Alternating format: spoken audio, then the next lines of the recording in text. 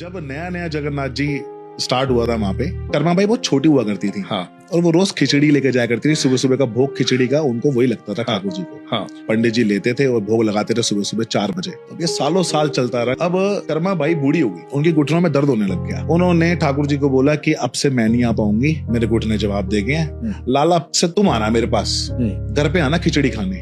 अब ये बोल के वो अपने घर चली गई और अगले दिन सुबह सुबह उठी और अपना खिचड़ी बनाना शुरू किया। ठाकुर आने वाला है। हाँ। अब जब वो खिचड़ी बना रही होती है, बाहर नॉक होता है, आवाज आती है, अम्मा खिचड़ी। देखती है एक छोटा सा बालक आता है अंदर, अम्मा खिचड़ी देती हैं, पानी देती हैं, ठाकुर जी खा के अपना मस्त चले जाते हैं पानी वानी पी के। अब ये सिलसिला शुरू हो गया। अब इतने सालों से एक नियम चल रहा था उनका कि रोज सुबह सुबह मंदिर जाना और पंडित जी को देना, पंडित जी भोग लगाते। तो पंडित जी बोले इतना टाइम हो गया कि कर्मा बाई आ नहीं रही आजकल, खिचड़ी का भोग नहीं लग रहा ठाकुर जी को, तो मैं कल सुबह आ रहा हूँ, अम्मा की रास्ते से आऊंगा और वहां पे उनको पूछूंगा कि क्या हुआ, सब ठीक ठाक तो है। तो अगले दिन सुबह पहुंचते हैं तो देखते हैं कि अम्मा खिचड़ी बनाने लगी हुई है। उनको तो नहीं पता खिचड़ी बना रही है। तो जाके अम्मा को बोलते, अरे अम्मा आजकल मंदिर नहीं दिख रहे, सब तबीयत वगैरह ठीक है? तो अम्मा बोली, अरे पंडित जी अब कहाँ, अब तो ठाकुर मेरे पास आता है ना, लल्ला मेरे पास आता है खिचड़ी खाने, तो खिचड़ी बनाने बस आने वाला होगा।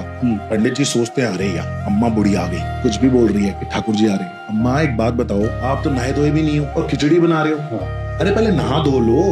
अब अम्मा जी के दिमाग में बात आ गई, हाँ नहाना तो चाहिए, तो ठीक है मैं कल से यही करूंगी। अगले दिन अम्मा उठी, अब अम्मा घुस गई सीधा नहाने, नहा धो के आई, इतने में पूजा करने लगी। पूजा खत्म हुई, इतने में आगे खिचड़ी बनाने लगी। जैसे खिचड़ी के लिए बर्तन रखा, इतने में नॉक हो गया, अम्मा खिचड़ी। अम्मा ने कहा, अरे लाला तू आ गया, अरे आज मैं लेट होगी, तू आ बैठ, मैं तेरे लिए बनाती हूँ, फटाफट बनाती हूँ, खिचड़ी बनाती हूँ। ठाकुर जी बोलते हैं, अम्मा लेट हो रहा हूँ, जल्दी करो फाटक खुलने वाला है। अम्मा ला के खिचड़ी रखती है, गर्मा गर्म धुआं निकलते हुए, और ठाकुर जी फटाफट फटाफट फटाफट खाने लगते, भाग लेते हैं, पानी भी नहीं पीते क्योंकि वहां फाटक खुलने।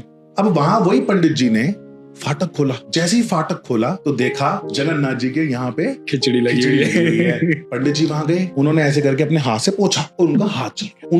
उन्होंने कहा ये क्या हो गया, इतनी गरम गरम खिचड़ी सुबह सुबह कहां से आई? उसके बाद पंडित जी को लगी बहुत तेज नींद। अब पंडित जी सोए, ठाकुर जी सपने में आए, बोलते कि तू मेरी अम्मा को ऐसा बोल के आया कि तू नहा ले, पहले तू पूजा कर ले, फिर भोग लगा ले और उसके बाद तू मुझे खिला।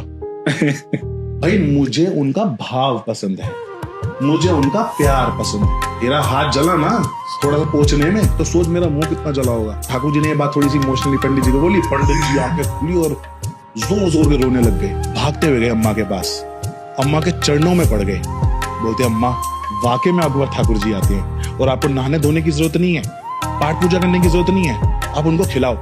इसलिए जगन्नाथ जी में आज भी पहला भोग जो है वो खिचड़ी का ही लगता है। क्या बात है, बहुत सुंदर।